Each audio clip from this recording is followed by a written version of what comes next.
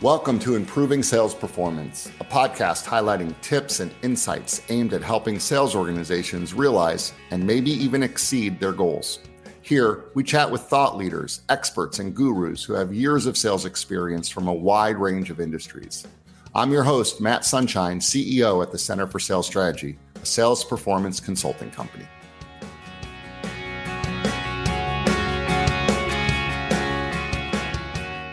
In this episode, we're diving into how identifying and leveraging innate talent, rather than just experience, can help leaders build stronger, higher performing sales teams. And helping me unpack it all is Trey Morris, Vice President, Senior Consultant, Director of Training Innovation at the Center for Sales Strategy.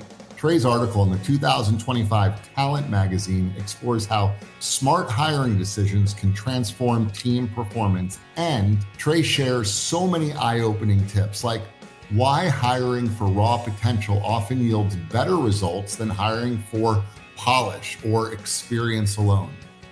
How to spot innate talent during the interview process using tools like a structured assessment. And finally, why every time you interact with anyone, you should ask yourself, is this someone that I could add to my talent bank?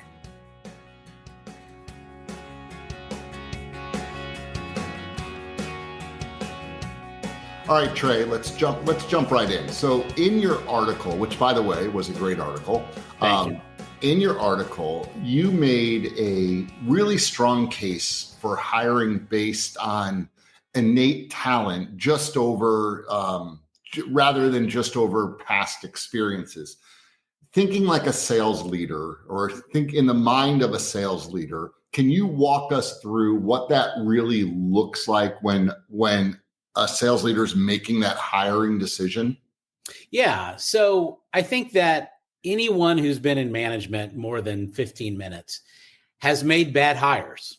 And usually that happens because we get excited about the opportunity to bring on a experienced salesperson from another competitor across the street, down the road, wherever. And those people turn out to be horrible hires. And what we find out quickly is that experience doesn't necessarily mean that they're going to be successful. I think that as an industry, sales is really bad at confusing success with talent. That we think that if they're successful, oh, they must be talented. But the reality is if you're at the right company at the right time with the right region or account list, you can be really successful and actually not be very good, not be very talented. And so when you pick that person up and you move them to your organization, they don't have everything that made them successful and they fail. And so when you're hiring, what you want to look for is natural ability, natural talent. And I'm going to say it over and over again today. You need an assessment that's going to scientifically measure natural ability and natural talent that you can use to build on to make sure that they have the skills and the training and eventually the experience to do the job properly. And if you do that, if you hire talent and then you build on that, you train them, you help them grow, they're going to be good, maybe great, possibly the best ever salespeople that you've hired, rather than just hoping that experience translates to the new place. Yeah, well said. That's good. That's a lot of really good information in that response. So I want to think about from the sales leader's point of view, and specifically thinking about the interview and selection process, like not after that, but in the interview and selection process. When you think about the difference between potential and performance, right? There's the performance aspect, but there's also the potential aspect. How should a sales leader or sales manager balance those two factors as they're going through the interview process and as they're going through the final selection process? So in a perfect world, in a perfect opportunity, you would someone that has potential or talent, and they have performance, right? So you have a successful salesperson that's also naturally talented. But the reality is those are really hard to find. And if you do, they're probably really happy where they are. And so unless something bad has happened at that other organization, it's going to be hard to recruit them to your place. And so really what happens is you have the choice of experienced salesperson or someone without experience that hasn't been selling, and you're hoping that they have potential to be great because they're naturally talented. And the only way that you can really know that is if you hire using an assessment, and then you find out if that talent is going to translate into the role that you're hiring for, the culture of the organization, and honestly, if you think you're going to work well with those people. I would rather hire on potential when I know that they're talented, because then I can train them in my ways, in how I want them to be. They're not going to bring a lot of baggage or bad habits that experienced salespeople often have. And so potential is better in the long run than performance if you're truly hiring a talented person that you can build into that long-term performance leader. Makes me think about, like when we see a commercial or you get an email about an investment possibility, and they tell you about what this type of investment has done in the past. And then there's always the asterisk. Absolutely. That says, past performance, not indicative of future performance. It's exactly. Like if the salespeople should come with that too. Yes. Past performance is not. We both know people we've hired that should have had that disclaimer, right? So you were great. I know you were great. What happened to that person? Oh yeah, well, I had the right product with the right, all the things. Yeah. All right. So you've mentioned assessment a couple of times. I think we both agree that having a validated assessment to help you make a decision as one piece of the puzzle in making a decision is extremely valuable. Obviously, there are lots of good assessments out there. We're going to be biased to the one that we have at the ours is the best strategy. Let's just be honest. Ours is the best.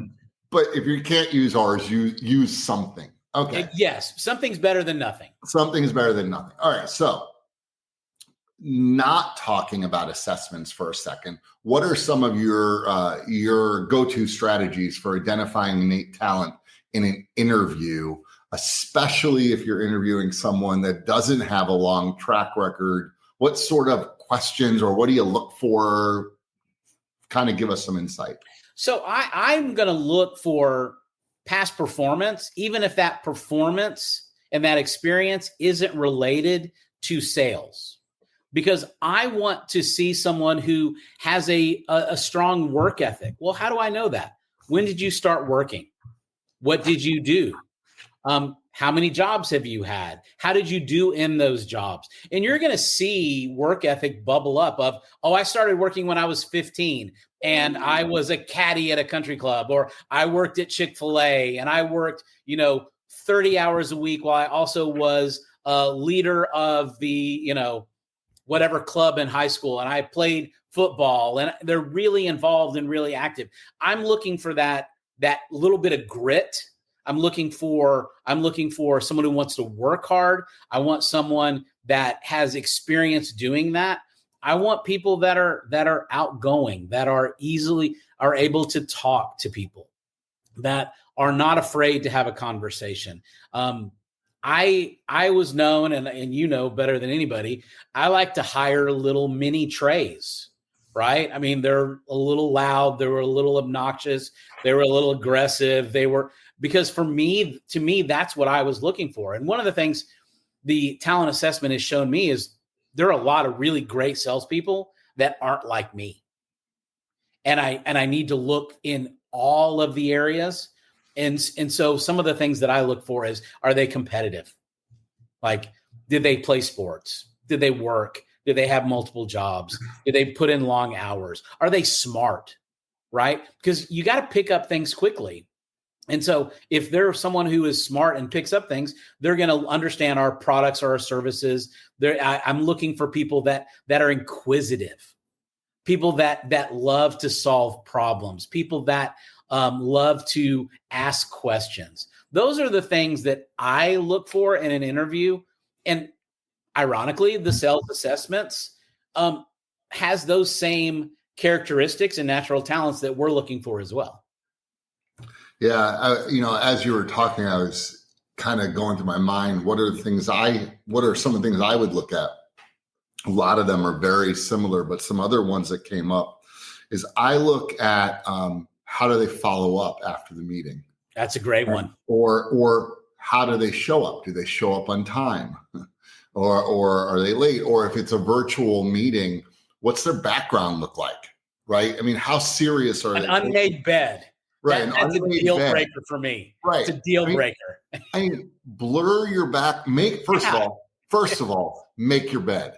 Second, blur your background. It's not that hard. I mean, when they tell stories, I always look for, do they say we or I?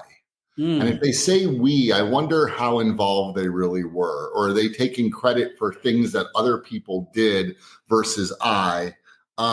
I always like to say, why are you interested in this job? Because I think it sorts to the part of the job. I listen for, is what they're describing more of an account management role, or is what they're describing more of a sales role? Do they own the word sales? Are they comfortable with those word sales? I think between what you just said and what I just said, we probably have a really good list of ways to identify, start to identify if someone has the talent.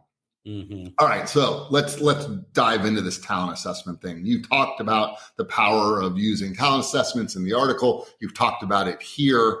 How can managers use those tools without making the process feel robotic or impersonal? How do you bring those things to, like, so someone takes the assessment and they're like, boy, I'm glad I took that assessment type of thing? Yeah. So I think it depends on who you're interviewing is how you set up the assessment. So if it's someone that doesn't have a lot of experience, and we recommend to our clients that they should have anyone they meet that looks remotely interesting take the assessment, because you never know where you can find a diamond in the rough, someone who's naturally talented. When you talk to bartenders and waiters and the guy that's selling you your car or selling something at Dillard's, right? I mean, that's where you do it. And for those people, I always say, have you ever thought about going into sales? We have this really cool assessment that takes about 35 minutes, and you'll know and we'll know if you are naturally gifted in sales, and you could have a whole new career to take that. I think for that, it's an opportunity to see if they're you would share like that top talent report with them so that they can actually see, yes, hey, this is what I took this assessment. This is what I have. Now, if you're talking to someone who's experienced, they've been selling, and it doesn't matter if they're selling in your industry or another industry, but they have experience. I always say we have everyone who applies for a position here take our sales talent assessment, so that we understand your natural talents, so that when you are here, we know what talents to coach so that you are the best version of yourself. Yeah. And then they're like, oh, okay, that makes sense. Because, you kind of assume that when you're here, well, they may not be here, but I'm not going to tell them that. But if they are talented, this is very helpful for us. I've heard you say this. I've heard our talent analysts at CSS say this. I've heard lots of the consultants say this. Everyone has talents, right? An assessment is just measuring a few of them, right? But everyone has talents, and all that we're all trying to do on both sides of this equation is say, do the talents that you have fit with the job that we have? Like, is it going to be a square peg in a square hole? I mean, that's what we're going for. Yeah. But the other thing that I've heard people say, and I know I've heard you say this too, is the more real that you can make this, we're trying to allow people to soar with their strengths, right? And really set people up for success. And the very best, never refer to it as a test because it's not a test. It's not a pass fail. No. It is just an identification of of what talents that you have. It's not, doesn't mean like, I know lots of people that are not talented to be in sales, but they are talented to run organizations. And they're different. They're different talents, right? It's like, and they'd be the first to say, "Oh, you know what? I don't have what it takes to do that, but I know how to do this." Everyone can't do everything. No. All right. So I'm going to ask you a question, and I need you to think about how you're going to answer. Okay. Without giving away names or locations. Okay? Because I know the story.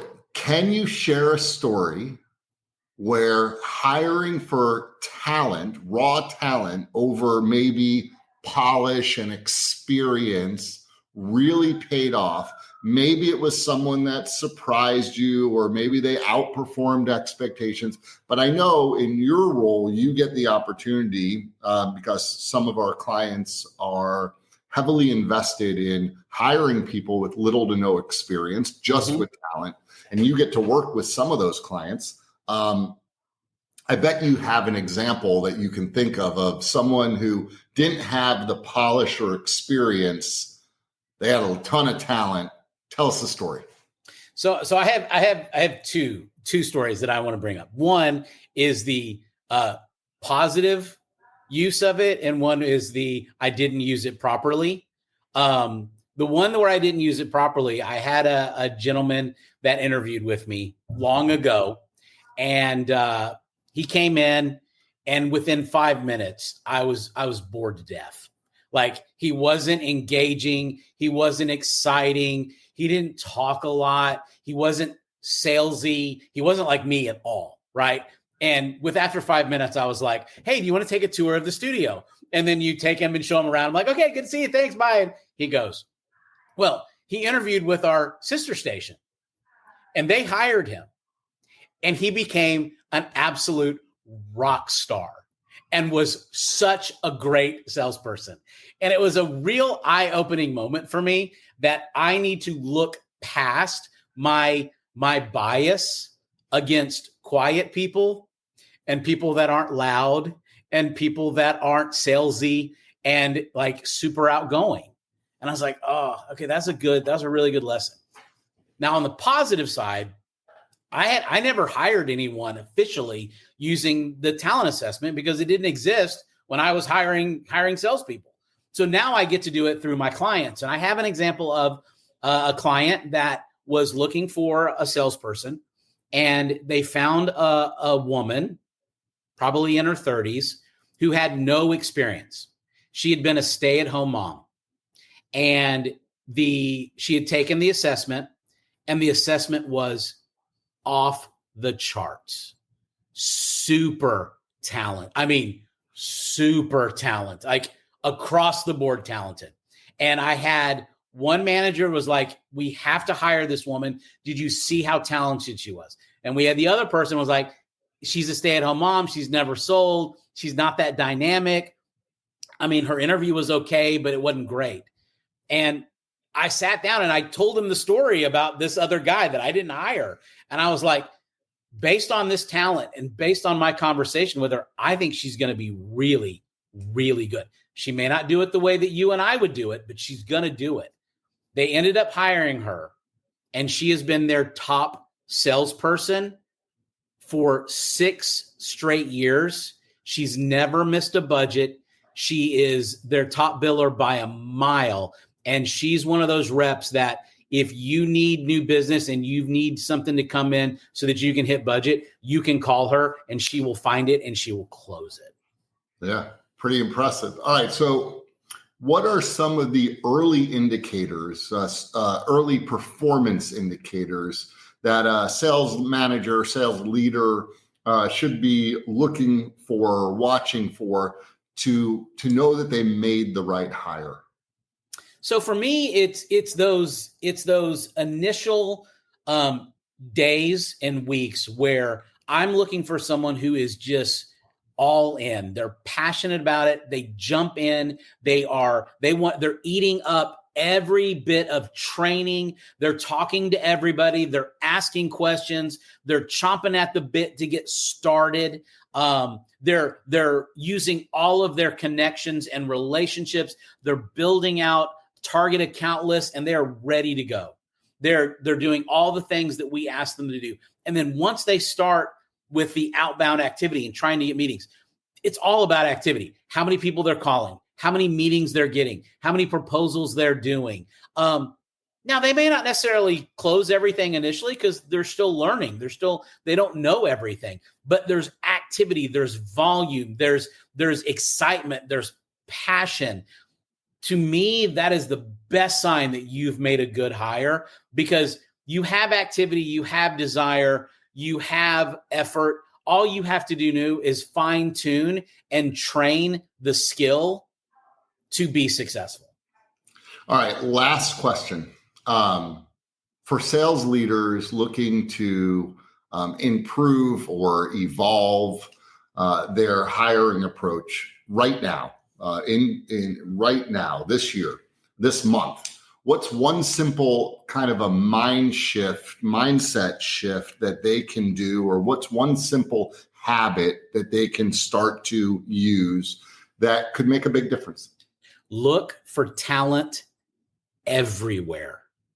Every time you interact with anyone, you should have your radar up as, could this be someone that I could add to my talent bank? And if you have the talent assessment, take the talent assessment to know if they're talented to do the job, and fill that talent bank all day, every day. Because if you've got a strong talent bank, you have a lot of people in that from a lot of different walks of life with a lot of different experiences, and they're talented. We know they're talented. You will be set, and you will have a bench that you're going to fill out a sales team that is going to be good, talented, and ready to go. And that's what you need to hit budgets today. Yeah, I think you're exactly right. I've said it before. We do talent focused management. We make this point at TFM every single time we run that workshop, that having a robust talent bank, making deposits to your talent bank every single week, is the best habit that you imagine. If 52 times a year you made a deposit to a talent bank, the greatest feeling in the world, we've said it before, the greatest feeling in the world is to have someone that you believe in so much that you want to hire and not have room to hire them on your team. When that happens, that's the greatest feeling in the world as a sales leader. Trey, thank you so much for joining us. As always, you've been a plethora of information. I'm sure that people are going to listen to this multiple times because you loaded in so many great key takeaways. If anyone wants to get a hold of Trey, the best thing that you can do is connect with him on LinkedIn and message him that way. I know he's highly responsive that way. We'll also put all the information in the show notes. And thank you everyone for joining and listening.